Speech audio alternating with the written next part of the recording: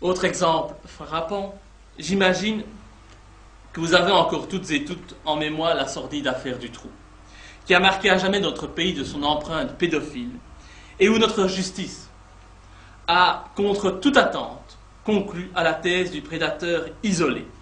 Cette même thèse, politiquement correcte, qui fait de Marc Dutroux l'unique abuseur des fillettes malheureusement décédé. Or, de nombreux éléments de l'enquête prouvent le contraire et appuient la thèse des réseaux pédophiles. Réseaux dans lesquels on retrouverait des personnes liées au pouvoir, à la police et à la justice. Cette thèse a même été reconnue dans un ouvrage par le cardinal Danneels en 1996, avant qu'il ne se rétracte. Il était très clair, le cardinal Danneels. Il écrivait, tout en fouillant, on découvrit une cavité encore plus profonde.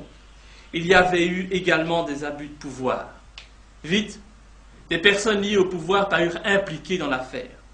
Police et justice avaient commis des fautes, négligeant l'enquête ou même l'entravant. Ainsi se trouvait au complet le fameux trio sexe, argent, pouvoir.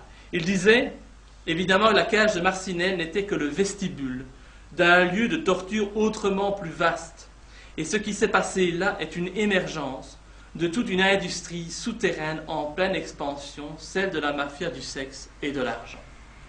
Peu après, Danneels reviendra sur ses écrits en défendant la thèse du prédateur isolé. Pourquoi? Pourquoi? C'est la question. L'Église y était-elle mêlée également? En tout cas, on peut se demander pourquoi certains éléments du dossier ont disparu. Pourquoi certaines vidéos révélatrices de scènes de sexe impliquant plusieurs personnes se sont-elles égarées? Pourquoi n'a-t-on pas pris la peine d'analyser les nombreuses traces ADN, cheveux, poils, qui n'appartenaient pas aux fillettes et que l'on a pourtant retrouvées dans leur cage dans la maison de Marcinelle? L'explication officielle des autorités judiciaires et derrière elles du monde politique dans son ensemble était que ces analyses coûteraient trop cher. La belle excuse. La vie de ces enfants torturés ou assassinés ne valait-elle pas cet investissement? Oser poser ces véritables questions, c'est y percevoir les réponses en filigrane. Libye, Congo, affaire du Trou, face à toutes ces fausses vérités politiques qui nous sont présentées, que faisons-nous? Tels des moutons, merveilleusement conditionnés, nous acceptons ces mensonges. Tout comme nous acceptons de savoir que l'avocat qui a représenté les familles Rousseau et Lejeune était lui-même un pédophile, sans nous poser la moindre question.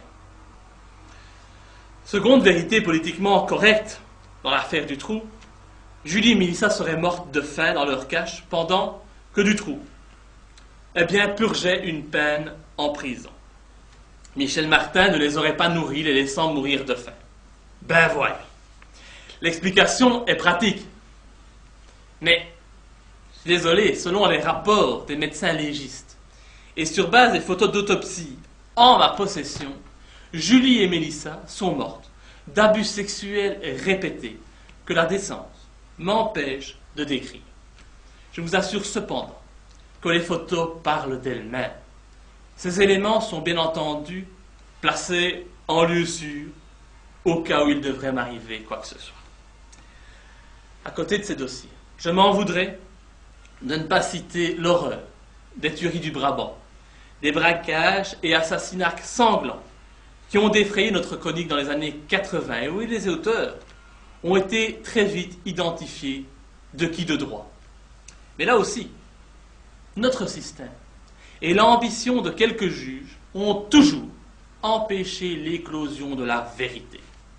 Pour certains magistrats, leur promotion, offerte en échange de leur silence, avait apparemment plus d'importance que la vie des 28 victimes et de leurs familles qui attendaient que justice soit faite. Résultat, les auteurs n'ont jamais été identifiés par le pouvoir judiciaire qui a conclu à des bandes organisées.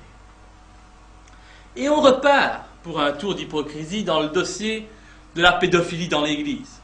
Le plus bel exemple sans doute de contre-charité chrétienne. Durant des années, les dignitaires religieux ont couvert leur père au détriment des victimes. Ayant participé aux travaux de la commission spéciale abus sexuels, qui fut une véritable mascarade médiatique, j'ai pu constater sur base de documents en ma possession et des auditions des plus hauts responsables ecclésiastiques que ces derniers mentaient. Ils mentaient en prétendant n'avoir jamais été informés des faits reprochés à des membres de leur institution. Non seulement ils savaient, mais ils les ont même protégés. Mais le pire, c'est que parfois, sous le couvert de la prescription, aucun prêtre, aucun, n'est aujourd'hui en prison alors même que des faits de pédophilie ont été établis et même avoués, notamment par Roger Van Gelu. C'est une drôle notion de justice que nous connaissons dans notre pays. Mais j'aimerais aller plus loin, car je ne suis pas le seul homme politique à savoir. Pourquoi aucun parlementaire n'a-t-il jamais eu le courage de parler? Y a-t-il des intérêts supérieurs, voire des personnes hautement placées à protéger? Des hommes politiques? Des religieux? Comment pourrions-nous, sans cela, expliquer le silence coupable auquel nous constatons? Le monde politique serait-il ainsi pieds et poings liés par les égarements de ses pairs? Des égarements qui, s'ils étaient révélés, remettraient très certainement en question les fondements même de l'État. Alors, par facilité, on fait le choix lâche de se taire. On muselle la justice et on achète la presse. Dernièrement, vous l'aurez peut-être appris, j'ai dénoncé le comportement indigne de notre Premier ministre Elio Di Rupo. Et j'ai, avec franchise, posé la question de savoir s'il était acceptable que le chef de notre gouvernement, qui représente également notre pays à l'étranger, puisse s'exhiber dans une boîte de nuit bruxelloise, dont la moyenne d'âge de fréquentation se situe entre 16 et 18 ans, et puisse faire des avances à des mineurs, alors qu'il est lui-même âgé de plus de 60 ans. Est-ce cela l'éthique que nous attendons d'un Premier ministre? Je vous pose tout simplement la question. Et si votre réponse est oui, si vous trouvez cela normal, je crois alors que mon combat politique est vain.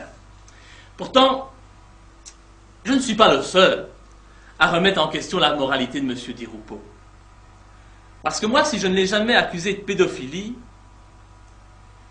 je me suis toujours contenté de remettre en question son éthique personnelle. D'autres ne se gênent pas pour le faire à force d'enquête et d'investigation. Sur le site pedopolis.com, nous pouvons lire qu'il existe d'innombrables témoignages et de plaintes contre Elio Di Rupo, sur lequel pèse un lourd silence. On cite ainsi, je ne fais que lire. Dans un procès-verbal de la police de Namur, un témoin confirme que Di Rupo s'amusait avec des jeunes de plus ou moins 14 ans et qu'il les payait 15 000 francs belges pour les gâteries. On retrouve également un PV de la BSR de Wavre, daté du 29 octobre 1996, qui mentionne de nombreuses allées et venues d'Elio